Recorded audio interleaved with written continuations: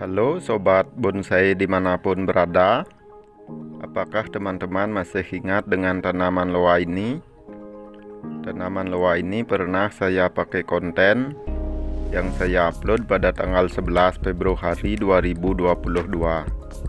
Sedangkan video ini diambil pada tanggal 9 Juli 2022. Itu berarti tanaman loa ini sudah 5 bulan perkembangannya teman-teman. Teman-teman bisa lihat sendiri perkembangannya. Sekarang daun-daunnya sudah mulai mentok, tidak ada lagi tumbuh daun-daun baru. Itulah ciri-cirinya, saatnya sudah ditambahkan pupuk atau boleh juga dilakukan pergantian media. Sekarang saya akan pilih cabang-cabang liarnya agar konsentrasi tumbuhnya terfokus ke batang utamanya teman-teman.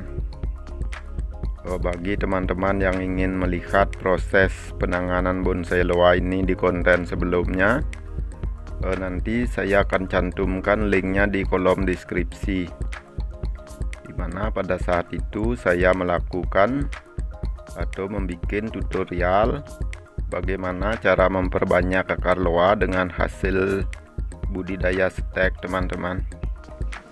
Bagi teman-teman yang belum tahu cara memperbanyak akar loa hasil dari budidaya stek, teman-teman bisa simak videonya di sana. Nanti klik linknya di kolom deskripsi. Teman-teman akan menemukan bagaimana teknik saya memperbanyak akar loa hasil dari budidaya stek. Sedangkan hasil dari budidaya cangkok juga ada tutorialnya. Demikian pula yang hasilnya dari dongkelan anakan sudah saya bikinkan tutorialnya. Seperti janji saya yang dulu, saya akan buatkan tutorialnya. Teman-teman juga bisa simak di video-video saya yang lain. Teman-teman bisa pilih judulnya cara memperbanyak akar loa. Ada yang dari cangkok, ada pula yang dari stek, ada pula yang dari hasil dongkelan anakan. Oke, kita lakukan pemrosesan bonsai loa ini selanjutnya.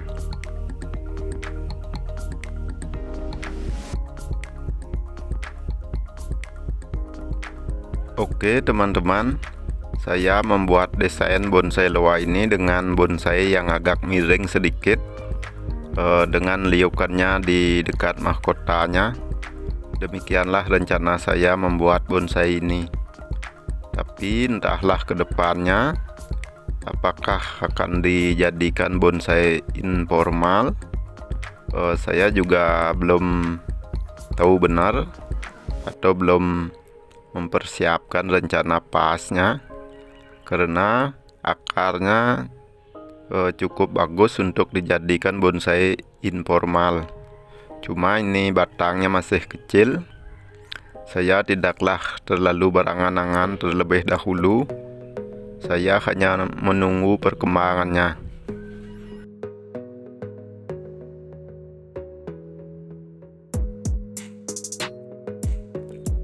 Oke sobat bonsai semua, saya juga akan mereposisi bonsai loa ini dan sekalian menambahkan media di bawahnya. Ini mukanya tidak cocok saya rasa dari arah sini. Nanti saya akan reposisi sedikit. Nah, mungkin dari arah sinilah yang saya rasa cocok. Saya akan mereposisinya seperti ini. Teman-teman bisa simak proses selengkapnya. Tapi sebelum itu saya akan ajak teman-teman untuk melihat perakaran dari bonsai loa ini, agar teman-teman juga melihat kondisi perakarannya.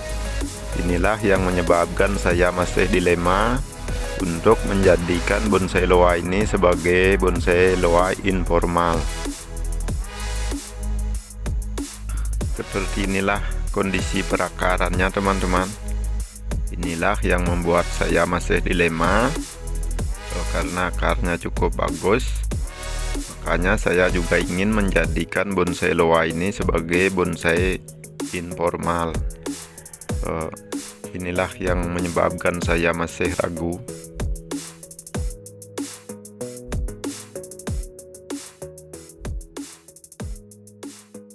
Di sini saya juga akan berbagi tentang teknik saya membuat kesan cabang bonsai loa ini agak berat teman-teman. Saya tidak melilitnya dengan kawat, saya hanya menariknya ke bawah. Nah, seperti inilah teknik saya membuatnya agar agak ke bawah. Nanti setelah besar, kesannya ada kesan berat, ada kesan gravitasinya teman-teman, tidak terlalu mengarah ke atas nantinya ke depannya.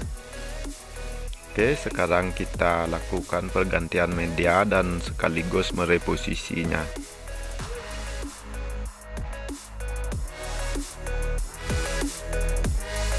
Oh ya teman-teman, di sini saya masih konsisten menggunakan media, yaitu dengan pupuk kandang teman-teman, hanya dicampur sedikit dengan pasir kali.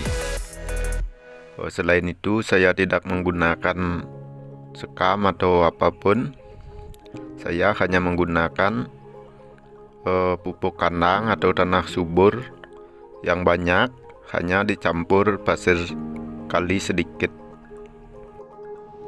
Nanti setelah dikasih talang, teman-teman bisa simak videonya tentang pupuk apa yang saya gunakan, biar teman-teman lebih yakin kalau pupuk kandang itu cukup bagus.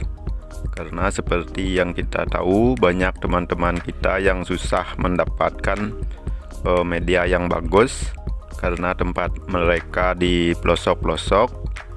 Maka di sini saya menganjurkan untuk memakai pupuk alternatif karena tidak kalah bagusnya dengan media yang lain.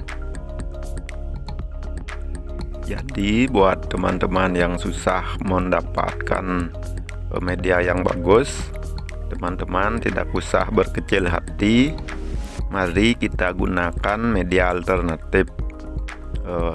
Nanti kedepannya akan saya buktikan perkembangan dari bonsai ini subur atau tidaknya.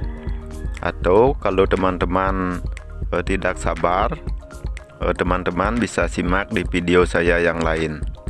Saya sudah pernah perlihatkan buktinya kalau pupuk kandang itu cukup bagus untuk bonsai loa.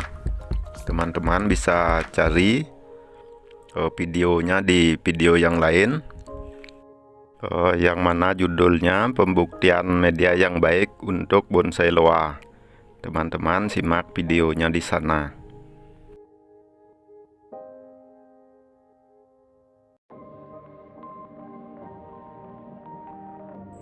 Oke, bagi teman-teman yang baru menemukan channel saya ini, jika sekiranya konten-konten saya ini bermanfaat, teman-teman boleh subscribe dan nyalakan pula lonceng notifikasinya agar teman-teman tidak ketinggalan info-info terbaru dari saya tentang penanganan bonsai, bakalan bonsai. Bukan saya bermaksud untuk menggurui, hanya saya berbagi pengalaman. Semoga bermanfaat buat teman-teman semua.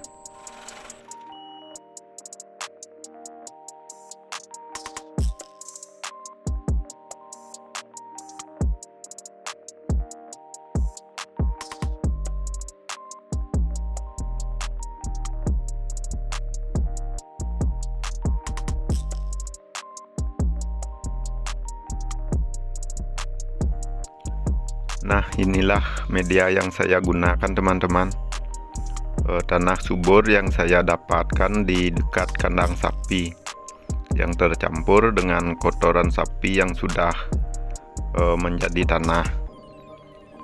Kalau teman-teman yang di pelosok yang susah mendapatkan media yang bagus, teman-teman bisa mengambil media di dekat kandang sapi.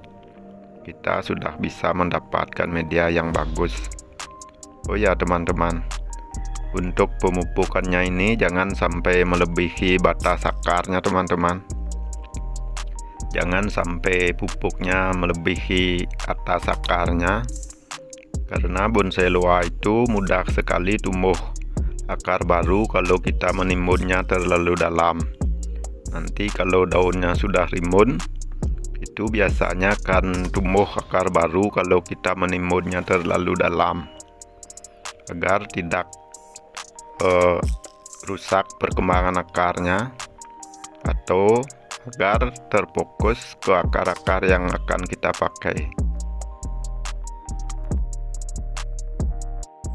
Oke, nanti saya akan perlihatkan kondisi medianya teman-teman, agar teman-teman lebih yakin kalau media yang saya pakai itu adalah tanah subur teman-teman.